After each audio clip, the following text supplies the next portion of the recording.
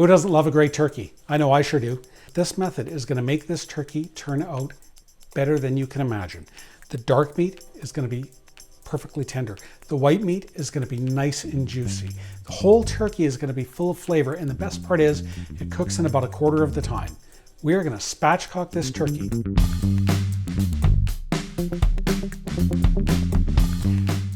So now this turkey, I've already taken it out of the bag. I've removed the giblets and I've removed the neck. Now we're going to be saving that neck to make a stock to make gravy, as well as some of the skin and different parts that I cut off of here.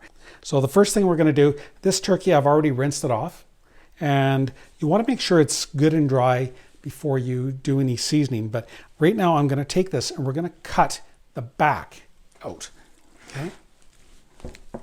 Now to remove the backbone, you're going to need a sharp kitchen knife or a really good pair of kitchen shears. Even better if you can get yourself some good poultry shears. Some people even use garden shears, as long as you've never used them for gardening, okay? So whatever method you choose to do, just be careful, because once you cut through the bones, they are going to be sharp. Now, I've got a couple of different things here. I've got a knife and I've got the scissors, and we're going to try both methods and see which one is better. But the biggest thing is you want to make sure you're cutting the back of the turkey. You don't want to cut where the breast is. You don't want to cut out that middle part. You want to cut out that backbone all the way. So how can you tell it's the back? Well, the tail's attached to the back, okay? And it's also where the thighs attach. It's all that same area. A couple of things I'm going to do. There's this excess skin. I'm going to trim some of that excess skin away just to get it out of our way. And like I said before, I'm going to save that. We're going to be cutting off the tail as well.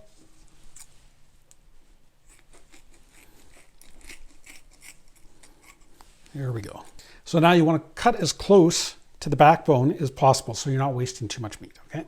Where the legs attach, the bone's going to be a little bit thicker, so it's going to be harder to cut through. If you're using scissors, you might have to use two hands on parts of it. And that is definitely tough to cut through right by that leg. I'm going to try tackling it from the other side here.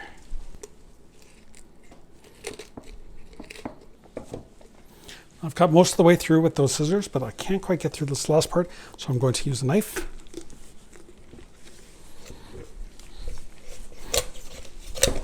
There we go. Now I'm going to cut through the second side with the knife all the way down.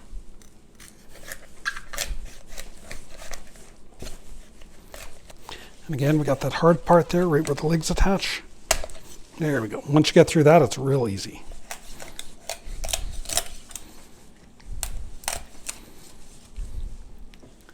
Okay, so that's what we're going to be taking out. That is the backbone.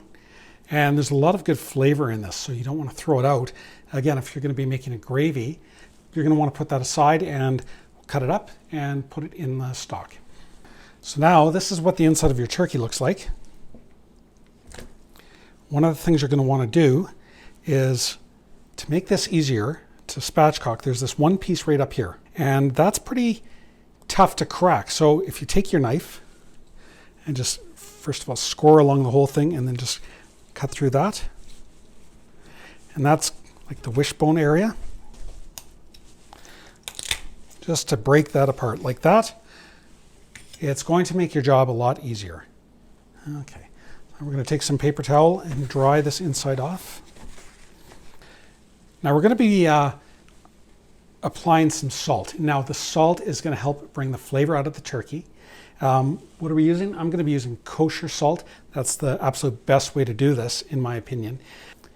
If you can put the salt on for 6 hours, even overnight, the salt helps to break down some of the tissues that are tough, and it's going to help make it a more tender turkey. That's called a dry brine, by the way. If you don't have time to do a dry brine, then you can put it on right before you cook it as well, and that's still going to help, but every hour you've got is going to be just a little bit better. Okay, now we're going to flip this bad boy over. So you can see it's still a big round turkey. Well, the whole point of this is to flatten it out. That way you get even cooking. Now, how do we do that? Well, we've already cut the back open, so be careful because those bones are sharp. You're going to spread it out. Now you got to play doctor. You're going to do CPR on this thing. you are going to press down on that chest and you're going to crack those ribs. There we go. Now we're going to dry off the top.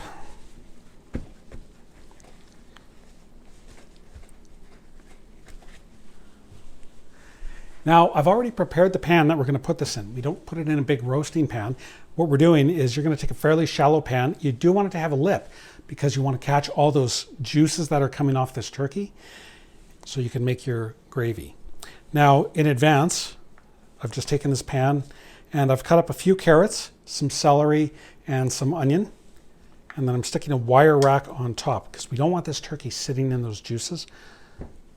Now, these vegetables I've got in here, the carrots, the onions, the celery. Why did I choose those? Well, they're very aromatic vegetables.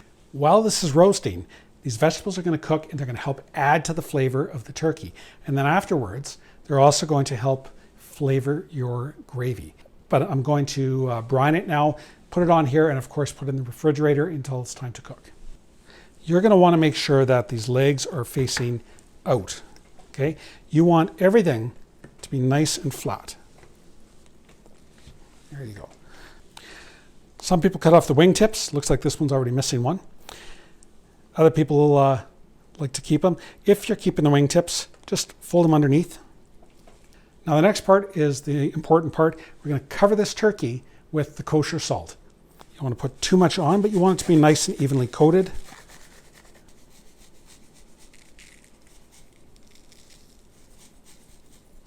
Take it and kind of rub it in a little bit, even it out. Now this is not all the seasoning we're going to do to this turkey, but this is all we're doing for this step. Before we cook it, I'm going to add some additional seasoning to it, and I'll show you a couple of different ways to make it even more flavorful. So when you put this in the fridge, after you put the kosher salt on it, no matter if you're leaving it in there for a few hours or a couple of days, do not cover it. Okay? The whole point is we're trying to dry out that skin so it's nice and brown and crispy. All right, we are back and a couple of hours have passed since we last spoke. Now I'm going to tell you what I've done in the meantime. Now obviously you can't stuff a bird like this. We're going to be cooking this turkey at about 450 degrees, which is pretty hot if you're going to be making dressing in a pan. So I've got some dressing cooking in my Instapot over here, which is actually on the slow cooker setting.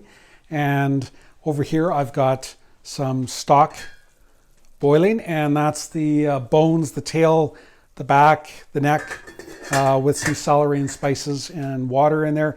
And so that's coming along nicely, and that's going to be the base for our gravy. Okay, so the turkey's been brought out of the fridge, but it's not quite ready to go in the oven because we want to give it a little bit more flavor. So what we're going to do is first we're going to prepare to season it. Now I've got some butter that I softened in the microwave. I'm just going to pour that in here. Now for this butter mixture that I'm going to be using to help flavor this turkey, we're going to be using some parsley, some rosemary, and some thyme. Now, most people would use sage with that as well. These are kind of the four most popular seasonings for turkey. I prefer to actually use savory as opposed to sage. So how much you add is up to you. It just depends on the amount of flavoring you want. Probably a good tablespoon or so each. I'm just going to eyeball them. Get that rosemary in there. And we're going to mix that up. Now you don't have to do this if you don't want to. If you prefer to have your turkey just as is and use your gravy to enhance the flavor of it, you can. But I find giving it a little bit of love during this cooking process really goes a long way. I'm going to take this turkey and flip it over, backside up again, just for a moment so I can season the underside. I'm going to take that herb butter mixture I made and just brush it on nicely inside there. Coat everything nice and evenly. We're going to flip this over again. Of course, you're going to want to make sure that this is positioned properly. So you've got the wing tips, if you still have them. You've got them tucked under. You've got the legs facing out. And ideally, you want your pan to fit under the whole turkey. This one's just a little bit small. I'll probably end up sticking a sheet of tin foil just under my pan, just in case any drippings roll off the tip, so they're not going down into the oven. Now, I'm not going to put the butter mixture on top of the turkey. That's going to cause it to brown a little bit too fast. What I'm actually going to do is from both sides, I'm going to stick my hand between the skin and the breast and just work it to separate that skin. We're going to want to be able to get that butter right in between. So you're going to have to use a little bit of force to do that, okay? Once you get started, it's a little bit easier.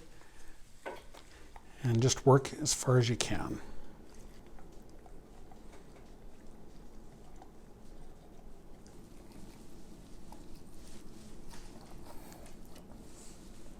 Okay, so now that I've got that skin separated from the breast, I'm going to take that butter herb mixture and I'm going to liberally apply it in between.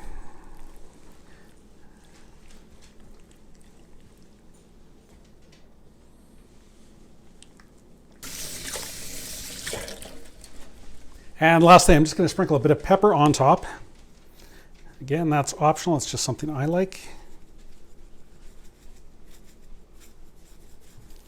I'll finish positioning this nicely here. Get that skin covering. I'll make sure the skin is completely covering the breast. Perfect. Good. And the oven has preheated to 450, and it's time for me to put this in.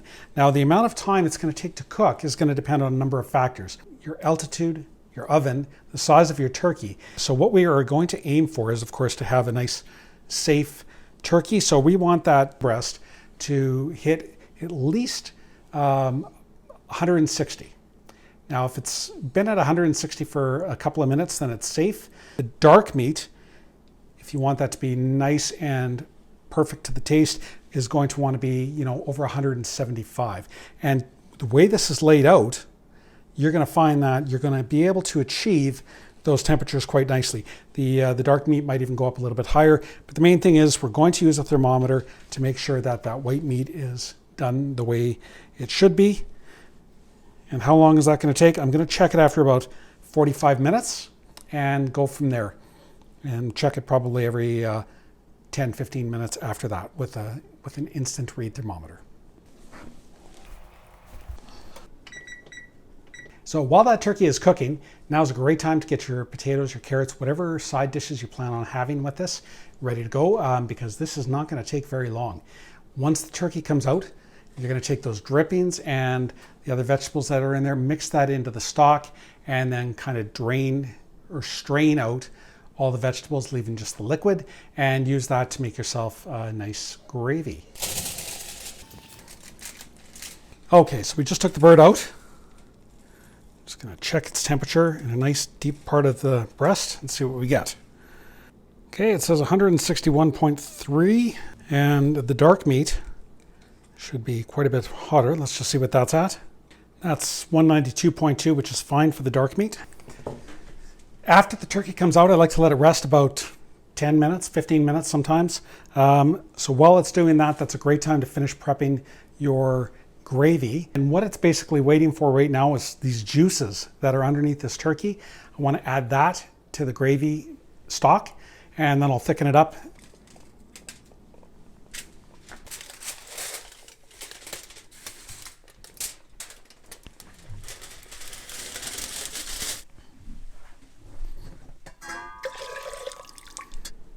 Okay, so the turkey's rested, the gravy's done, everything is done. We're all ready to go. We're ready to eat. So now let's see what this looks like and tastes like. First thing I'm going to do, I'm going to separate the dark meat from the breast.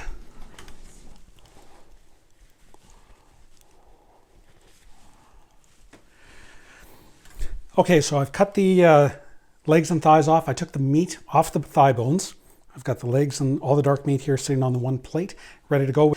Next, we're going to cut the delicious looking white meat. And I can tell you, this skin is nice and crispy.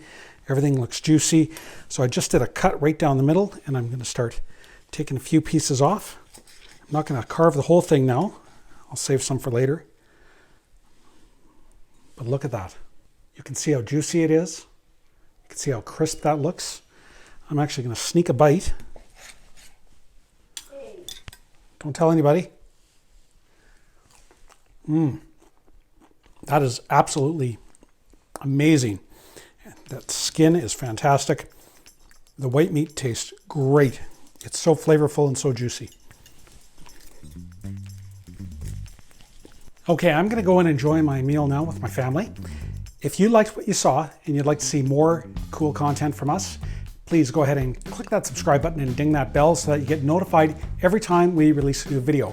For our recipes, go to www.scenicsitesandbites.com and feel free to follow us on Instagram and Facebook. Don't forget to hit the like button, and I will see you next time. On behalf of Kelly and myself, thank you for watching. And we're out. Go eat.